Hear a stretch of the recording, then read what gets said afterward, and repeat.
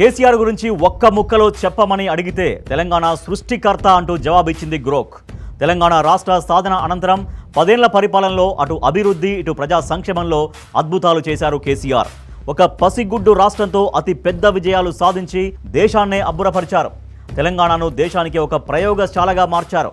ఇవాళ తెలంగాణ పాటిస్తుంది, రేపు దేశం అనుసరిస్తుంది అన్నట్టుగా మన కీర్తిని హిమాలయమంత ఎత్తున నిలబెట్టారు. కాబట్టే తెలంగాణ ప్రదాత ఎవరు గురూజీ అంటే కేసీఆర్ అని క్లియర్గా చెప్పేస్తోంది గ్రోక్. గత 10 ఏళ్లు ఆకుపచ్చగా అలరారింది తెలంగాణ.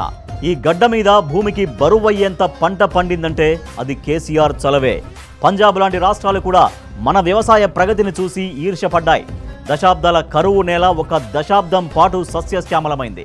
యుద్ధవీరుడు కేసీఆర్ను చూసి కరువు భూతం పొలిమేరల అవతలికి పరారైంది.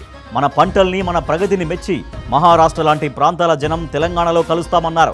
మాకు కేసీఆర్ లాంటి ముఖ్యమంత్రి కావాలని ఆశపడ్డారు. వ్యవసాయ స్థిరీకరణ చేపట్టి సాగుకు స్వర్ణయుగం తెచ్చారు కేసీఆర్. స్వయాన రైతు కాబట్టి అన్నదాత దుఃఖం తీర్చారు.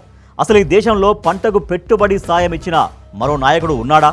రైతును కనురెప్పల కింద పొదివి పట్టుకున్న ఇంకో లీడర్ను ఈ దేశం ఎన్నడైనా చూసిందా? That is KCR. అందుకే గ్రోక్ కూడా తెలంగాణను కరువు నుండి కాపాడిన నాయకుడు కేసీఆర్ఏనని తెర మీద సమాధానాన్ని ప్రత్యక్షం చేసింది.